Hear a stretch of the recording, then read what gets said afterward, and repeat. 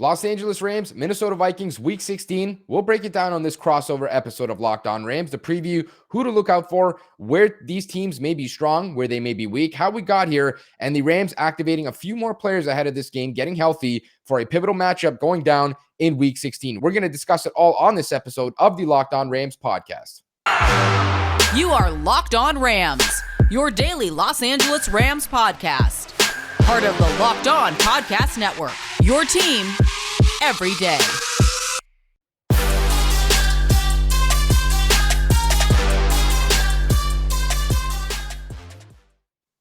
Rams Nation, what's going on? As always, it is your boy, your host, Sosa Kremenjas.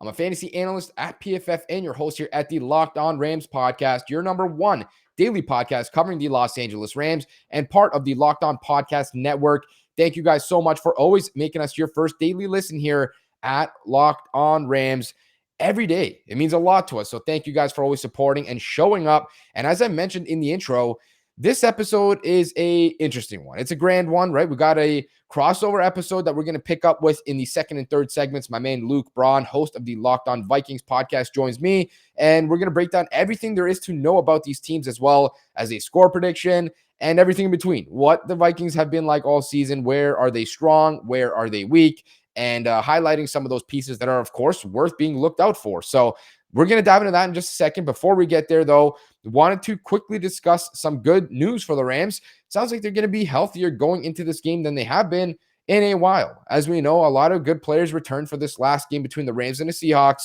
They got a lot of players back, Odell Beckham Jr., and I mean, 1,000 other players that felt like Jalen Ramsey and everyone else in between, Von Miller and so on and so forth. This game, though, even more guys returning. According to head coach Sean McVay, sounds like Obo Okoronkwo and Terrell Burgess have a chance to return this week from those COVID-19 lists there, as well as starting right tackle Rob Havenstein. And that's pretty big news, right? You know, we talk about Odell and some of these other guys, very good players and starters. There's a reason they're starters for this football team. The other guys, Terrell Burgess, Obo, very valuable depth. Now you talk about Rob Havenstein, and you look at that game with the Seattle Seahawks. It felt like the Rams really struggled in that one. It's good to get this guy back because Bobby Evans didn't play the best game. He wasn't absolutely awful either, but gives up 2 sacks in that game against the Seahawks, 3 pressures, both led the team.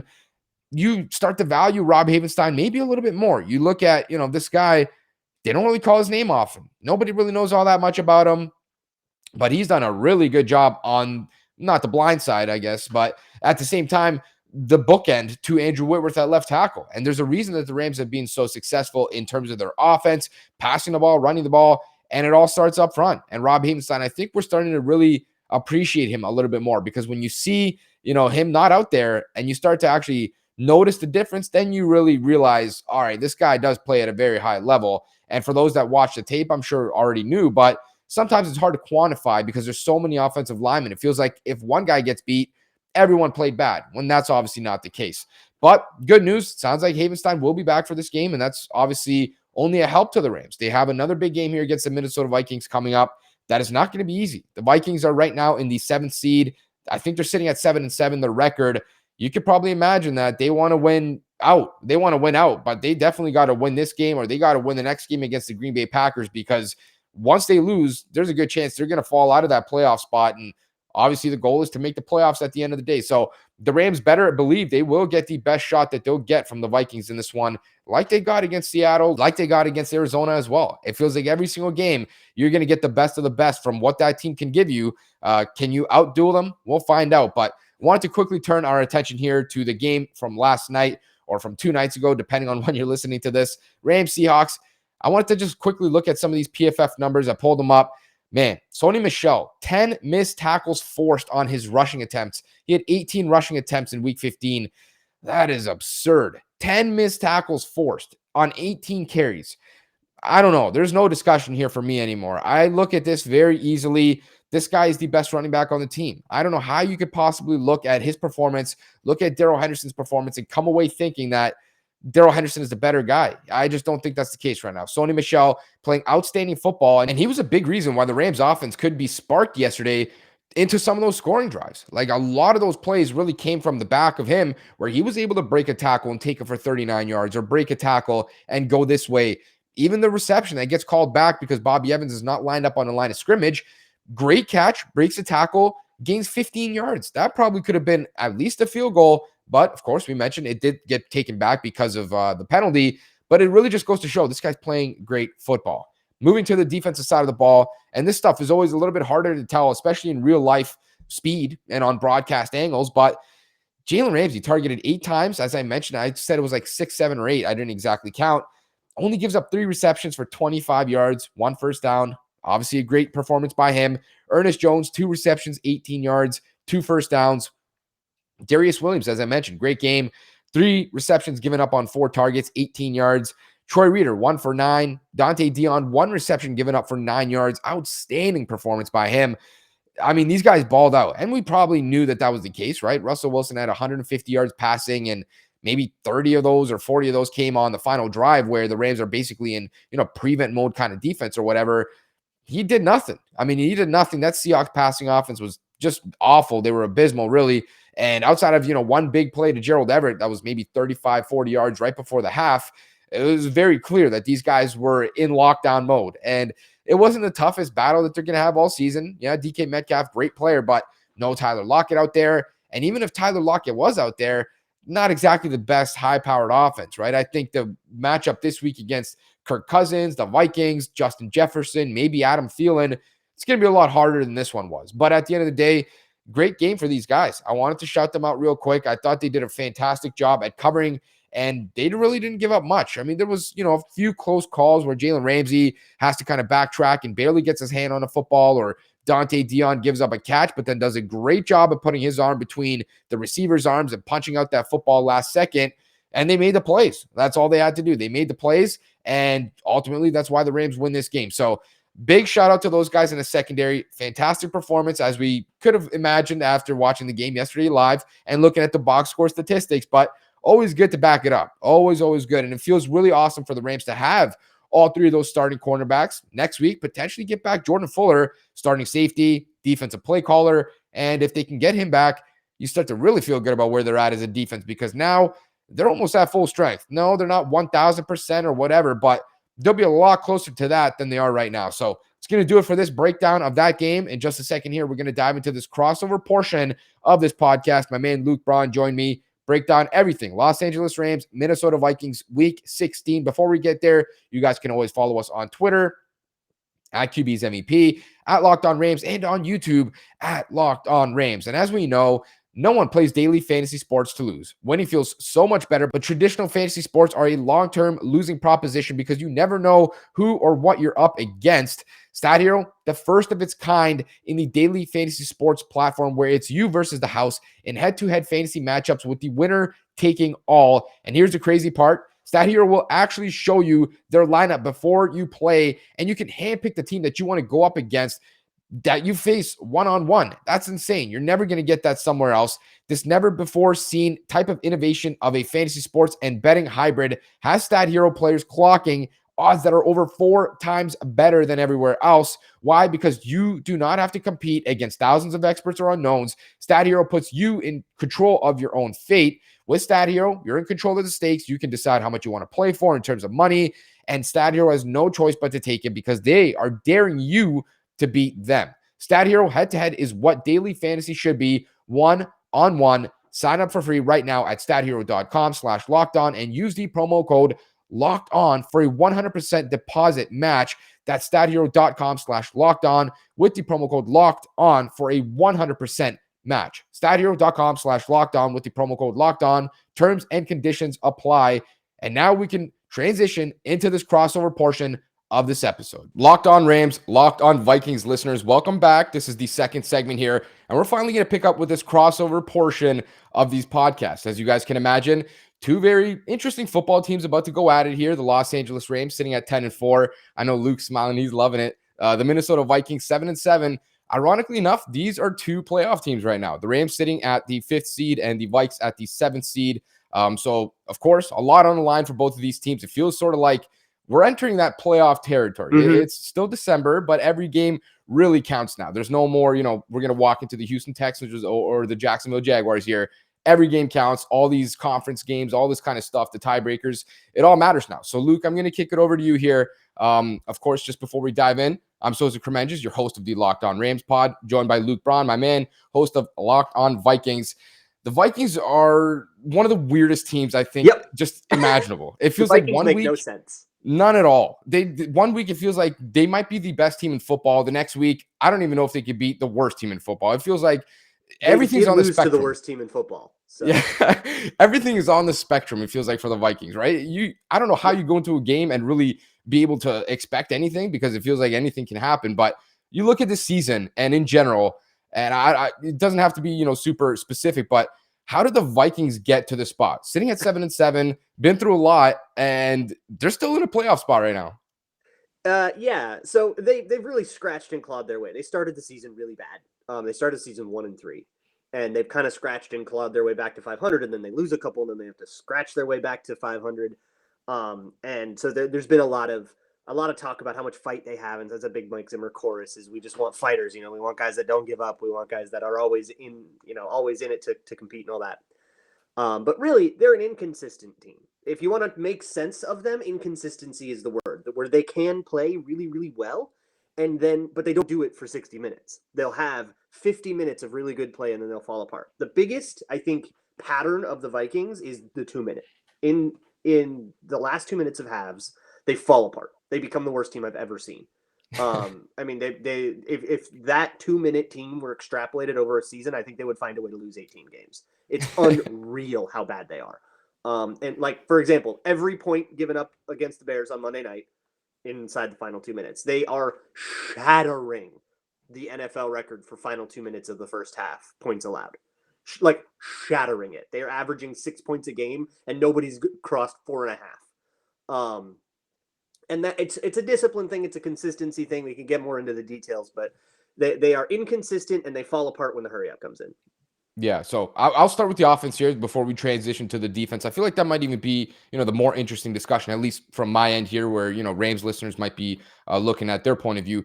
The offense, Kirk Cousins, we all love to rib at the guy. Maybe you more than everyone else. I mean, he's a weird, like a pinata that we all kind of take a swing at every now and again. Dork, yeah, but he's also he's inconsistent too. Like that's the story of Kirk Cousins is that he'll have games where he's 350, 3 touchdowns, and he's throwing dimes all over the place, and then he'll have games, and I think Monday night was kind of one of these where suddenly he just turtles and it's all checkdowns and it's all safe and it's all and then it's nothing. It's all, a lot of safe 2-yard passes and punting, and you were very safe. So that he'll get in those modes. He's kind of streaky, I guess. So he's been in a mode lately where he's a little conservative. He was in a very, very aggressive mode a few games ago, and that's when they beat the Chargers and the Packers. And when Kirk is aggressive, I think that's the best version of Kirk, but we don't always get that version of Kirk. Mm-hmm. And so that is probably the chorus of him. If you're thinking like a defensive coordinator, like preparing for Kirk Cousins, he's a paint-by-numbers quarterback. He will do, I call him Ron Burgundy. He reads what's on the teleprompter no matter what it is.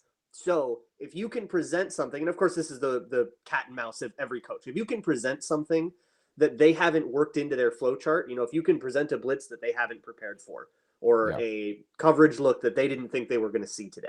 If you can, if you have any of those you can deploy, you can kind of entice those mistakes from Kirk Cousins. And for Kirk Cousins, when he's in safe mode, a mistake is a check down when there was a guy wide open, but that's a missed opportunity that's going to matter in the game because every game's a 1-score game with this team. Yeah, no, I see where you're coming from. It's definitely, I think back to that Packers game, like you mentioned, that one a few weeks ago. Man, when they're at their peak, this can be a dangerous football team, and it feels like everything can click, right? And I think we're sort of beat anybody, they can lose to anybody. Right. That spectrum that we talked about. So I want to talk one more thing here before we flip to the defense. Justin Jefferson, this guy's special. I'm kind of curious, and this is relatively early in the week. Is Adam Thielen expected to come join him again as running partner? And 2, Jefferson. You look at this guy, the Rams now have Odell Beckham Jr. Kind of reminds me, the start to his career of Odell's start, where you're like, this guy's different. Like he moves different. He's special. Yeah, exactly. The numbers are insane, right? He's chasing the 2-year receiving record. So anybody's first 2 years. He's chasing that record. And he's like 30 some yards away right now, I think, or maybe even less. He's going to break it in front of Odell, which is really fun. Very crazy. So That'll be fun. But yeah, but with Thielen, he's got a high ankle sprain, which is lingering. Zimmer said he was close to playing last week, which he said to imply that he feels pretty good about his chances this week. Yeah. They're doing a walkthrough on Wednesday, so we don't get a lot of information. So we'll kind of have to see how Thursday and Friday go, which I'm sure the listener will know more about it by the time this is actually up. So yeah, listeners will probably know more than we do at this juncture, but we just have to watch the situation. But Zimmer we'll go with cautiously optimistic. That's fair. And now, like I mentioned, the defense, I got to talk about it. Bashaud Breeland randomly come out of nowhere. I mean, maybe not randomly, I guess, he from the outside looking in practice over getting rotated out. I think he was about to get benched and he was not happy about that. And he kind of stopped listening to coaches, got a little insubordinate. And that's the way it goes sometimes, right? You get a little frustrated. So looking at that side of the ball, Breeland's gone now. You know, I know a younger guy like Cam Dantzler kind of getting more playing time now. What's this secondary look like? Of course, there is a little bit of a connection here. Matthew Stafford used to play in the NFC North for, a fairly long time. He's got a lot of experience going against Mike Zimmer run defenses, this team, obviously, the stadium, all these kind of things. So, yeah. Now, granted, it was always with, bad Lions teams, but Mike Zimmer has owned Matt Stafford. Matt Stafford's had some of the worst days of his life against the Vikings. 10 sack days, getting beat up all the time. So Zimmer wants to hit him.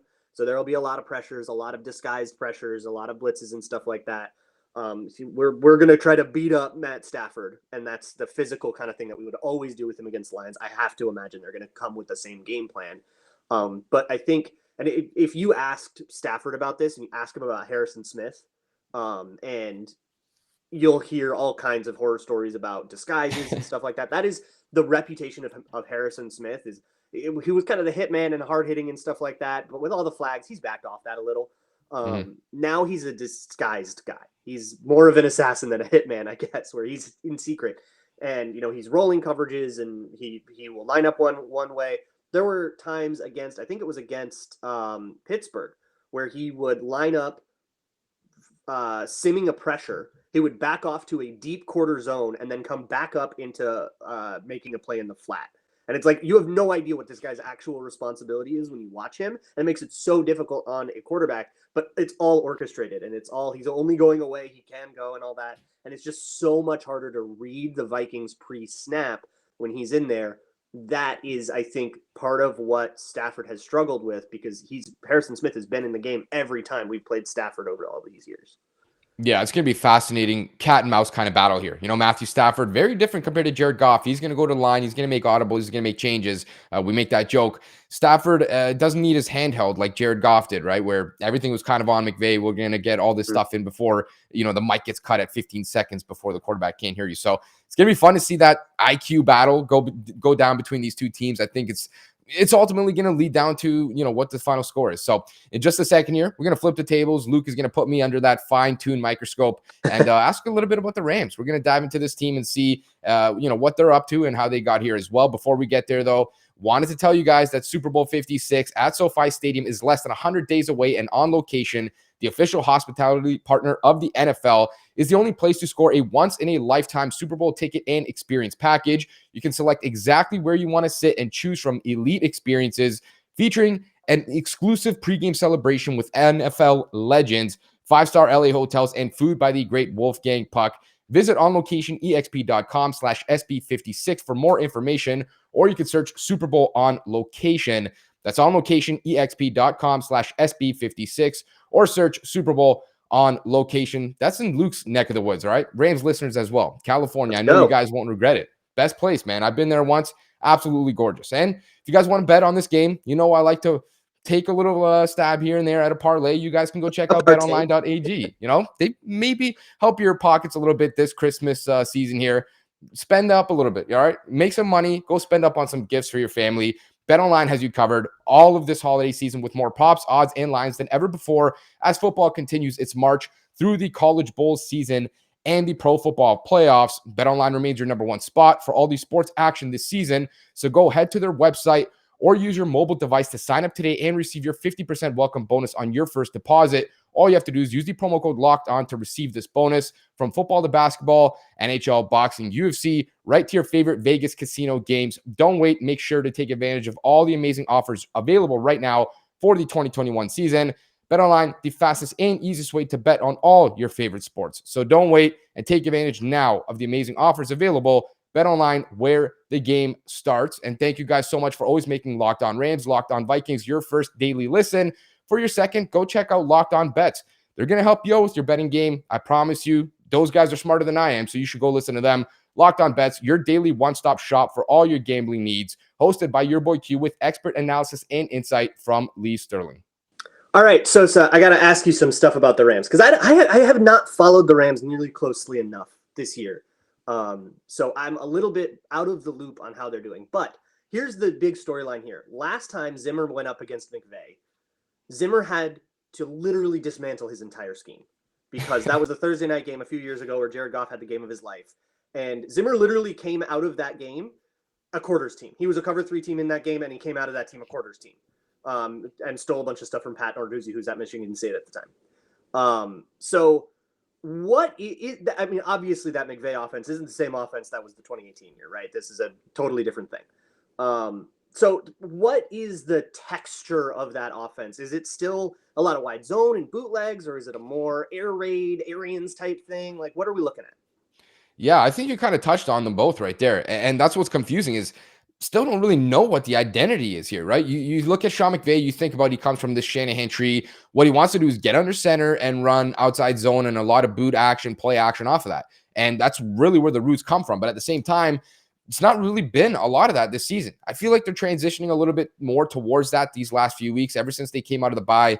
And then they go, play the Packers, the Jags, those kind of teams. That's when we started to see that a little bit more. But for the most part, they've really tried to adapt to a different kind of system. Like you mentioned, the Bruce Arians way, they're going to keep Matthew Stafford in shotgun. They're going to run a lot more duo type of stuff, not so much outside zone. And they've transitioned. And that's kind of the weird situation here is one game they might be more heavy with duo and, we're going to run gap scheme type stuff and we're going to throw the ball downfield and be empty all game. And then there's another game we're going to get under center, run 12 personnel, 13 personnel, jumbo packages, 6 offensive linemen, and we're going to ground and pound it, or we're going to run outside zone, and then we're going to have boot action off of that. So it's a little bit of a mix and match between both, and it's kind of hard to know what's going to come, but I still feel like they're trying to find their way at best where they can mesh it all together.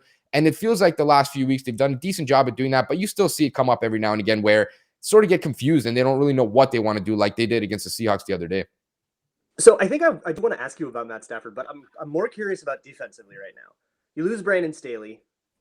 What are they doing now, especially with Aaron Donald and Jalen Ramsey? Because it seems like, not that those are the only 2 players on the Rams. There are plenty of good players, but those are the 2 players on the defense. And it has to be centered around those guys. So I'm curious, when you inherit those 2 guys, how do you center a defense around them? Yeah, it's sort of been like the offense. It's definitely been a transition. They were last year under that Brandon Staley scheme where it's going to be kind of, quarters based and we're going to roll off of that. And you talk about, Harry the Hitman kind of being this disguised player. Rams did a lot of that too. Pre-snap, give one look, post-snap, rotate into a different kind of look. This season, not as much. They've been playing a lot more cover 3, cover 1 type of stuff. Still, mixing and matching in cover 4 as well, which every team does everything. Let's call it what it is. But it's not been that primarily based, quarters type of stuff. A lot more cover 3, a lot more feels like has been put on the shoulders of their boundary corners, Jalen Ramsey and Darius Williams. And I think that makes sense because there are definitely areas on this defense that are susceptible. And we've all seen it all season. It comes up every now and again. Taylor Rapp in coverage, not ideal. Troy Reeder, linebacker in coverage. He's god awful in coverage. So what they've been able to do is really just offer help to those guys. You're going to see a lot of weird, cover 1 robber type stuff or cover 3 stuff where they're going to pass off, somebody on a crosser just because, they know that Taylor Rapp might need help or they know that Troy Reeder might need help. And so I think they've done a good job, Raheem Morris's first season with the Rams, just finding out where his strengths are and then finding ways to help, the weaker players. In terms of Aaron Donald, he's Aaron Donald, he's going to do what he does. And I think at some points they almost take him out of plays just by stunting. And I get it. They want to get someone else involved, right? You take Aaron Donald to a different side, but he might be covering the team they're going to put on him. Yeah, absolutely. And he might cover 3 or 4 gaps, which is unfortunate because by the time he gets to make contact with an offensive lineman, 2 seconds have passed. You're not going to get to the quarterback, but it's sort of by design. Let's free up somebody else. But, at the end of the day, I feel like they've been solid. They add Von Miller. You're kind of expecting these guys to win by 4 consistently. Leonard Floyd having a career season, obviously played in the NFC North as well. So they've been solid. I think they're still trying to figure out their way, but they look a lot more comfortable, especially, over the last 5 weeks or so. Raheem Morris definitely looks like he's really implemented his system. He's starting to get his calls down, and been a lot better than earlier this season. Yeah, and I mean, the Rams are still chasing the Cardinals in that division. You're only a game out, right? I mean, they're both knotted up at 10-4 right now, but the Cardinals have tiebreakers above them. Yeah. So the Rams technically, I think, have to finish one game up, or there might be a chintzy way of getting in there, but you're a game up. Let's get a game up. So I guess my question becomes about, I guess the same thing as the Vikings. My question becomes about consistency, because I mean, look, the Vikings are inconsistent, but we've seen the Rams come out and absolutely fall flat at times and lose to teams they have no business losing to. And then we've come out and see them go toe to toe with the greatest. How is that a Stafford thing? Is that a coaching thing? Why do you think at least the Rams can't be the same team every week? Yeah, that's a good question. I think really what it boils down to is, especially now, I feel like they've overcome it. We'll see, these last 3 weeks, you might lose a game. That's kind of the way the NFL goes. But there was that stretch. Kind of false sense of security. I've heard that one before. Yeah, things happen. All right, things happen. So they had that weird stretch in November where they also had a bye week. They went winless for an entire month. It felt like the season was over. Everything was a waste. This team's done for. They suck. Let's get into the offseason. And a lot of fans relayed that message. But I just think they got really, really stale offensively. They went way too happy with the gun to the point where they were never going under center, never running play action, hardly running the football. And even, Sean McVay kind of mentioned, he said, yeah, I got a little trigger happy. I got way too excited with this new weapon, as we call it, in Matthew Stafford. So I think that was really just part of the issue. And then they go into the bye week, take a second to, go back to focus on yourself, self-scout, as we call it in this community, and just do a better job at forcing defensive coordinators to prepare for more than just the 3 or 4 or 5 looks you're going to give them. And then they come out of that and they start to implement 12, 13 personnel jumbo packages, like I mentioned, getting under center, more play action. And it's worked. They're still not perfect. They're still not, the best offense, I don't think, but they're working their way into finding a lot more, different personnel packages, different kind of plays, different kind of looks, and just helping yourself. Matthew Stafford, you don't want this guy in shotgun 55 snaps a game where he always has to diagnose everything, always needs to make the right play. Get him under center, run some play action, and let linebackers and, the way that human beings work and move, let that dictate where you're going to go with the ball once or twice, right? That's going to open up some zones, open up some gaps for you too. So I think they've done a much, much better job at just finding different ways to scheme and to make guys prepare really over the last few weeks. And we'll see, how it works the next few weeks to end out the season. But so far, it's been really good. I don't have the bet online line in front of me. What's the betting line here? Vikings are at home, so probably. Yeah, I can pull that up. Just less for home field nowadays. I could pull it up. Just give me a second here. I'm going to presume that, the Vikes are probably not favored in this game, but it might be, minus 2.5 for the Rams or something like that. Right. But it is the line as of today, as of recording, is currently -3 for the Rams. -3 for the Rams. Okay. Yeah. So my thing has been taking the points in every Vikings game. No matter just whoever it is, the underdog will cover. Yeah. So I guess I'll do that. It's just always closer than you think. Look, every Vikings game, I've said this on the last 4 crossovers, and it's always been right. Every Vikings game follows the exact same pattern. The Vikings will scream out to an early lead. Does not matter who you are. You could be the 07 Patriots. They will get an early lead on you, but they will blow that lead by halftime, probably off of some sort of 2-minute debacle. The third quarter will continue the debacle, and you'll claw right back into, if you didn't fully get the lead back by halftime, you'll get it at the beginning of the third quarter. And the fourth quarter goes back and forth, and it'll come down to the last play. This last Bears game was the first time that didn't happen, I think, since week 3. It's unreal how consistently inconsistent the Vikings are. So that's what's going to happen, and so then I get the Vikings +3. Yeah, I don't think we got to watch this game. You seem to have a good fingerprint on this one. That you do not. You should instead for our health. We'll tell you for our health. Let's skip this one. Let's simulate like they do in Madden. Just listen to on shows, and we'll tell you what happened. Yeah. I already told you what happened. It's fine. This is what we're here for. Forget the recap, right? Just watch the preview. You got it. It's done. So the Rams -3.